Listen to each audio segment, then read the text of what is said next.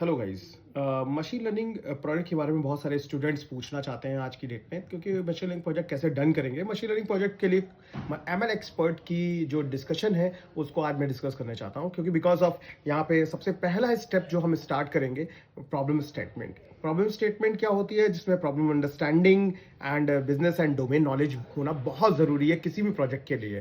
तो कोई जो स्टूडेंट ये चाहते हैं ना कि एमएल का प्रोजेक्ट कैसे डन किया जाए, तो उस प्रोजेक्ट को डन करने के लिए मैं आपको एक इंपॉर्टेंट कॉन्सेप्ट बताऊंगा, जैसे आप प्रॉब्लम एंड डोमेन नॉलेज को बहुत अच्छे से समझा सकते हो किसी को भी।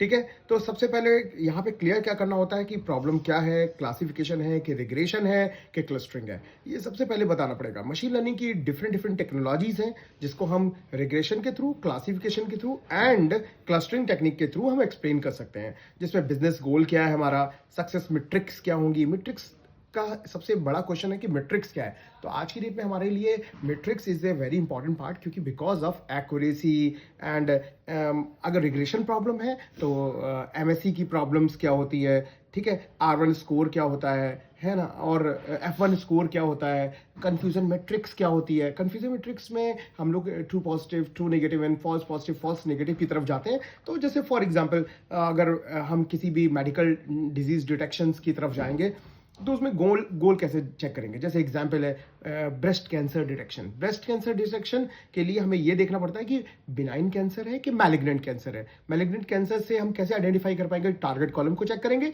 टारगेट कॉलम से हम यह डिफाइन कर पाएंगे कि हमारे पास किस तरह का मैलिग्नेंट डेटा है या बिनाइन डेटा है। ट्यूमर्स चेक करते हैं। तो सेकंड स्टेप क्या आता है मशीन लर्निंग के लिए, डेटा कलेक्शन। डेटा कलेक्शन किस तरह से करेंगे हम लोग, कैगल से भी कर सकते हैं, यूसीएल की साइट्स भी अवेलेबल है हमारे पास, है ना, और भी बहुत सारी चीजें अवेलेबल है जिससे हम वेब स्क्रैपिंग के थ्रू भी आगे जा सकते हैं। Clear. Data understanding third step है हमारा, जिसमें ईडीए एंड स्टैटिस्टिक्स लगाएंगे, जिसके थ्रू हम विजुलाइज करके फीचर इंपॉर्टेंस या फीचर इंजीनियरिंग का कॉन्सेप्ट फुलफिल कर सकते हैं। तो सभी लोग ये कहते हैं ना कि कौन कौन से स्टेप्स इंपॉर्टेंट, तो अभी हम लोगों ने कौन कौन से स्टेप्स डिस्कस किए, तो कमेंट्स में जरूर लिखना कि कौन कौन से स्टेप डिस्कस किए। फर्स्ट स्टेप क्या किया हम लोगों ने, problem domain knowledge. Second step हमने कौन सा किया कि हमारे पास डेटा कैसे हम गेन करेंगे, एंड थर्ड स्टेप हमारे पास कैसे था कि हमारे पास data understanding with the help of EDA.